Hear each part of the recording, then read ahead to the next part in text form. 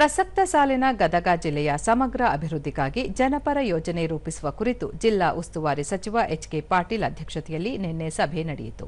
ಸಭೆಯಲ್ಲಿ ರಾಜ್ಯ ವಿಕೇಂದ್ರೀಕರಣ ಯೋಜನೆ ಮತ್ತು ಅಭಿವೃದ್ಧಿ ಸಮಿತಿ ಉಪಾಧ್ಯಕ್ಷ ಡಿಆರ್ ಪಾಟೀಲ್, ವಿಧಾನ ಪರಿಷತ್ ಸದಸ್ಯ ಎಸ್ವಿ ಸಂಕನೂರ ಸೇರಿದಂತೆ ಮತ್ತಿತರರು ಉಪಸ್ಥಿತರಿದ್ದರು.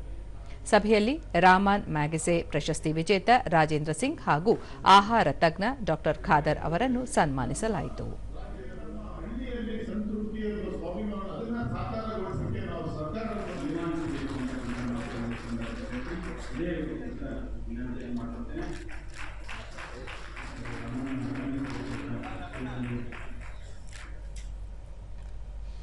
ಬಳಿಕ ಸಚಿವ ಎಚ್.ಕೆ. ಪಾಟೀಲ್, ಜನರಿಂದಲೇ ಅಭಿವೃದ್ಧಿ ಯೋಜನೆಗಳು ರೂಪುಗೊಳ್ಳಬೇಕು.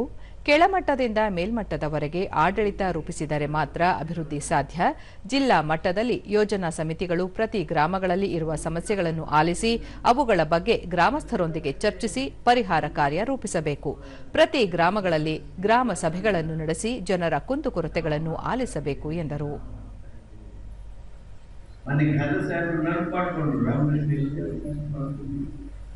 ನಜೀರ್ ಸಾಹೇಬರನ್ನು ನೆನಪು ಮಾಡಿಕೊಂಡು ನಾವು ಗೌರವಿಸುವಂತ ಅತ್ಯಂತ ದೊಡ್ಡ ನಾಯಕರುಗಳು.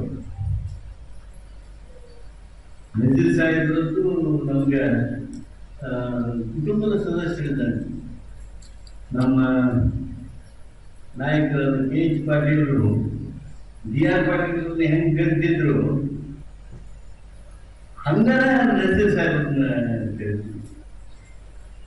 ಅಷ್ಟು ನಮ್ಮ ಅವರ ಸಂಬಂಧ ಸಂಪರ್ಕಿಸಿದ್ರು. ಅದೇ ರೀತಿಯಾಗಿ ಹೆಗಡೆಯವರ ಬಗ್ಗೆ ವಿಶೇಷ ಗೌರವ.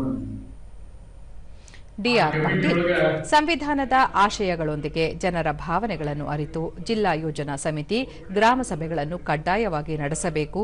ಗ್ರಾಮಗಳಿಗೆ ಅಗತ್ಯ ಸೌಲಭ್ಯಗಳನ್ನು ಕಲ್ಪಿಸುವುದು ಅಗತ್ಯ ಎಂದು ತಿಳಿಸಿದರು. ಅವರು ಈಗ ಒಟ್ಟು 23 ಮಂದಿ ಇದ್ವಿ ನಾವು ಸದಸ್ಯರು.